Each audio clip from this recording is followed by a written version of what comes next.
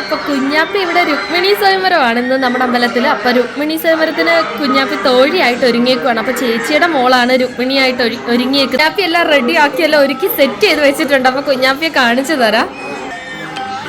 കുഞ്ഞാപ്പി ഫോണിന്റെ അകത്താണ്. ഫോൺ കണ്ടുകൊണ്ട് ആ ഒരു ഫോണ് ലയിച്ചിരിക്കുകയാണ്. കുഞ്ഞാപ്പി ഇങ്ങോട്ട് നോക്കിയേ. ശരി, ഓക്കെ. അങ്ങനെ കുഞ്ഞാപ്പി അമ്മയും കുഞ്ഞമ്മയും കൂടാണ് കുഞ്ഞാപ്പി എല്ലാം ഒരുക്കി സെറ്റ് ചെയ്തത്. അപ്പം ഞാൻ വീഡിയോ എടുത്തോണ്ടൊക്കെ അവിടെ നിൽക്കായിരുന്നു. എൻ്റെ കുറച്ച് തിരക്കും കാര്യമൊക്കെ ഉണ്ടായിരുന്നു. അപ്പോൾ ഇവർ രണ്ടുപേരോടാണ് കുഞ്ഞാപ്പിയുടെ മേക്കപ്പും കാര്യങ്ങളെല്ലാം ചെയ്തത്.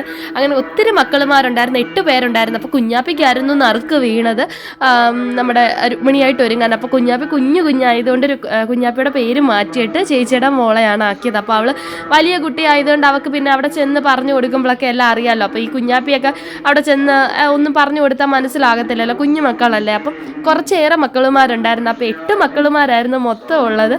അങ്ങനെ പിന്നെ ആ 8 പേരെ ഒരുക്കി എല്ലാം സെറ്റ് ചെയ്ത് അങ്ങനെ പിന്നെ അവർ നടന്നു പോവാണ്. അപ്പോൾ ഇതിൻ്റെ ലോങ് വീഡിയോ ഞാൻ ഇട്ടിട്ടുണ്ട്. ലോങ് വീഡിയോ അല്ല, ലൈവ് വീഡിയോ ഞാൻ ഇട്ടിട്ടുണ്ടായിരുന്നു ഫേസ്ബുക്കിൻ്റെ അകത്ത്. അപ്പോൾ അതെല്ലാവരും കയറി കാണണം കേട്ടോ. അച്ചു വിഷ്ണു എന്ന് പറഞ്ഞിട്ട് നോക്കിയാൽ മതി. അപ്പോൾ അതിൻ്റെ അകത്ത് ലൈവ് വീഡിയോ ഞാൻ ഇട്ടിട്ടുണ്ട്. അങ്ങനെ പിന്നെ ഇതിൻ്റെ രുക്മിണി സ്വയംവരത്തിൻ്റെ ആൾക്കാരെല്ലാം താലവുമായിട്ട് നാമജപവും കാര്യങ്ങളൊക്കെ ആയിട്ട് എല്ലാവരും നടന്നു പോവുകയാണ്. ദേവിയെയും കൊണ്ട് എഴുന്നള്ളിച്ച് കൃഷ്ണൻ്റെ അടുത്തേക്ക് കൊണ്ടുപോകുകയാണ്.